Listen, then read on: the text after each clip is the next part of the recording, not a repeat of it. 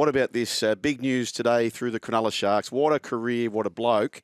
And I'm talking to Dale Finucane, Michelle. 13 seasons, 251 games. Now, this is not your regulation 251 games. This is 251 Dale Finucane games. So I don't know what the currency conversion is there, but that might be about 700 games, I reckon. 5 Origins, 28 finals. His career winning at 70%. 6 grand finals, 2 premierships, and it goes on and on and on. Dale Finucane joins the run home with Joel and Fletch. G'day, Dale. Hey, guys. Thanks for having me on. Congratulations, mate. What a career. When you hear all this, the boy from Bega, if you were told when you first got your crack, it was the 2nd of June, 2012, your debut for the Bulldogs versus South, and to say, Dale, this is how it's all going to end. I know it's a sad week for you to end this way, but I'm sure when you look in hindsight, Dale, what a career you've had. Yeah, it is a very surreal moment, finalising everything today and talking to the playing group. And, I guess saying it out loud is quite a strange feeling. But, I feel like throughout this week, it would probably be the time where, I reflect on my career and, as you said, obviously those milestones and moments throughout where, we've had some achievements and, I haven't really had a moment to really think about those sorts of things. I've sort of been in, investigation mode around all of the retirement stuff, but it's good that it's all to bed now and it's all sort of life's ahead of me now. Dale, earlier today, I received a phone call from my eldest son, Jack, and he was in a panic. Mum, and I'm thinking, my goodness, what's happened? You've had a car accident? Like, it was that much of an impact. And he says, Dale Finucane's retired. And I was like, oh, in one part, I was, oh, thank goodness there's no crash, but obviously quite devastated. You have that kind of impact on many fans. Take us through how tough it was for you from Thursday. Such a selfless act for you to hold that in, obviously not wanting to take anything away from the Sharks in terms of their attention across the weekend, and obviously the debut of Samuel Stone Street. That was just so, I can't put that in words. Yeah, it was, it's been sort of something that's been in the process for a number of weeks, but, as I spoke about earlier today, like I didn't want to leave any stone unturned in terms of, potential to play. And I just would have felt regret in a year's time if I didn't,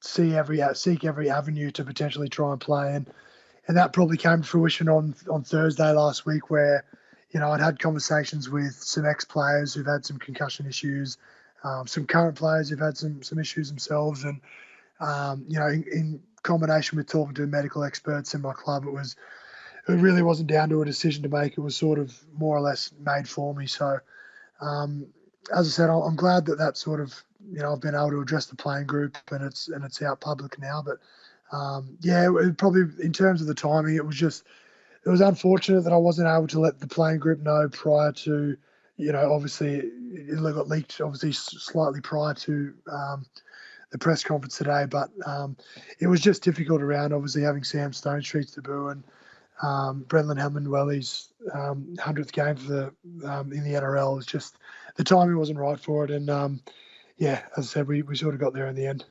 Mate, what a warrior, what a career. I mentioned your debut in June 2012, and you're playing a grand final in your first ever year. Your 14th game, you're playing in a grand final. You go and play another 5 of those. But take us back to the boy from Bega and how that chance meeting or what happened to get you to Sydney. Yeah, it was. So I played at a country carnival. I think it was in Newcastle, and that's where I picked up a player manager who rang my parents and asked if they could sign me. I think for 4 years it was at the time, and then closely following that, he sent me a 4-year deal for the Bulldogs, and it was Pete Mulholland who actually signed me to the club through my manager. So that was sort of where it all began at the Bulldogs, and obviously moved up as a teenager and went through their system of SG Ball and 20s and on to first grade. But talking about that surreal moment of being involved in in a grand final in my first year, I think we sort of went on a streak of 14 wins in a row during that time when I came in, and it was I just thought it would come easily, but obviously found out that that's not always the case.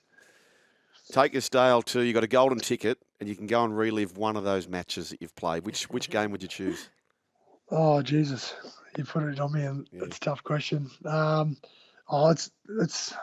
It's really hard to pick between. Obviously, it's hard to go past premierships, and obviously the James Tedesco try in the 2019 State of Origin. Obviously winning the series, that was a really special moment.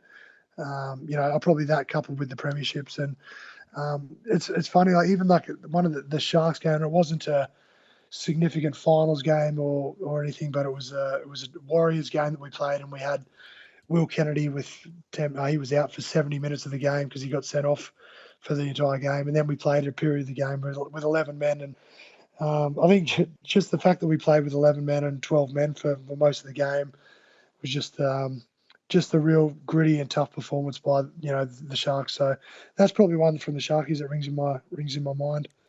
What about the 2020 grand final, which it's hard to believe way back then, you're the last team to beat the Penrith Panthers in a grand final, and they would have a stranglehold on the competition. What do you remember about that day, Dale, and the flashy start you got off to? What was the game plan? What was the plan to overcome the Panthers, who was certainly the team to beat?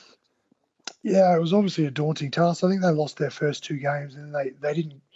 I don't know that they lost a game sort of heading into that grand final. They'd won at least 15 in a row at that point in time, and obviously a daunting task going up against them. But like you said, we got ahead to a really good start. I think the halftime score was 20-0 or 26-0 or something like that, and we scored first half to halftime, which is always a good sign. But yeah, as everyone knows, they come back quite strong at the end, and I think we had 11 men to finish the game. And we were kicking off at 20 points to 26, I think it was. So a very daunting finish, but a very pleasing way to finish the game with 11 men on the field and all scrambling around. I'll tell you what, the 2017 team, your first premiership, where you score a try. You come off ANZ Stadium at the time. You score a try in a grand final and you win comfortably.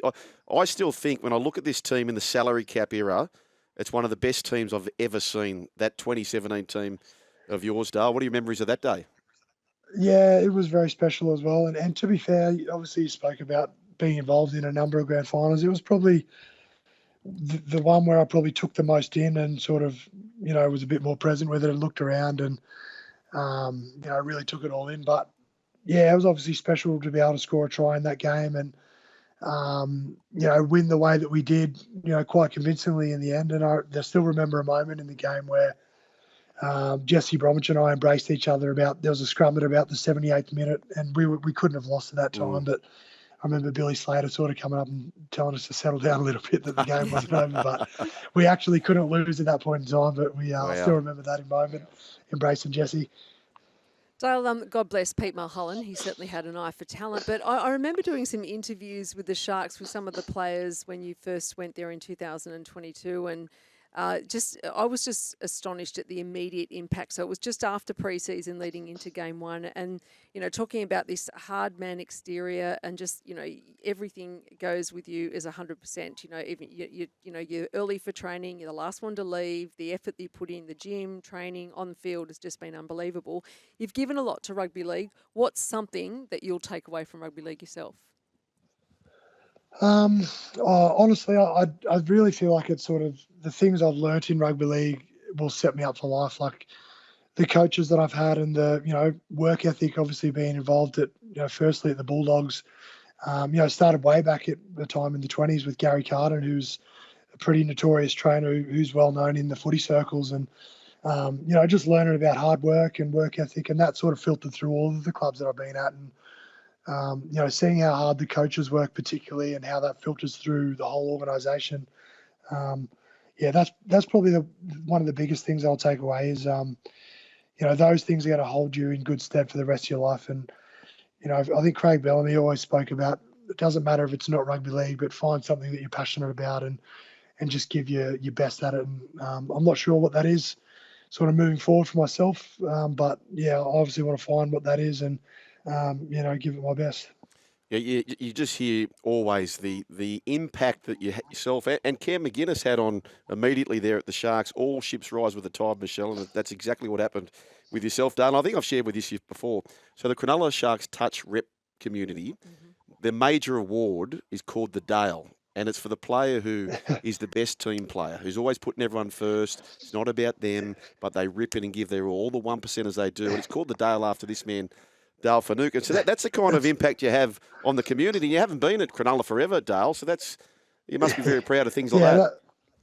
Yeah, it is very nice to hear. And I think I'm not sure whether it's I know Paul Gallen approached me about the trophy, and I'm not sure whether it's his son's side or another side local team. But yeah, I think this was a year back or so where one of the recipients of the award, I think I sent a video to one of the younger fellas. So it's very humbling to know that there is an award, and obviously the traits that they've sort of made around that is very humbling to hear. Every single team, Michelle, every single team in the club has a Dale Award themselves. Every team. Well, there you go. Can I tell you, I know you've done a clip for one of my sons at one stage, and he plays that before he plays. So that, that's what I'm trying to say. The impact that you've had on all levels of rugby league is quite unbelievable. I want to ask you about the moment with the family. I'm big on, being the mum and how this all unfolded.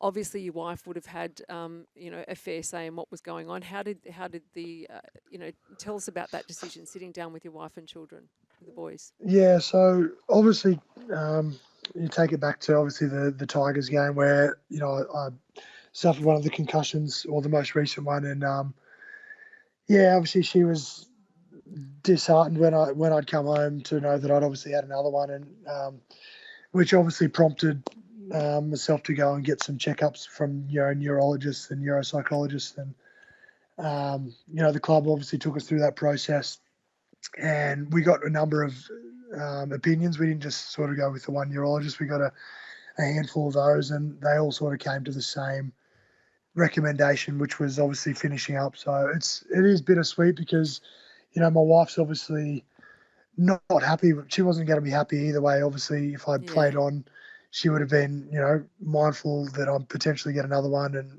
potential long-term effects. And but at the same time, she didn't want to see me finish prematurely and not on my own terms. So it was a bit bittersweet. And but I think at the end of the day, the right decision's been made. And as I said, I'm very content in the career that I've been able to have, and that's conversations that I had with a number of past players who have sort of medically retired. That's sort of the advice that I've been given, and it sits well with me. So while it's disappointing, I'm looking forward to the next stage of life. When you had your last concussion, Dale, did you have a pang in your stomach that might be it? Was it on your radar at the time?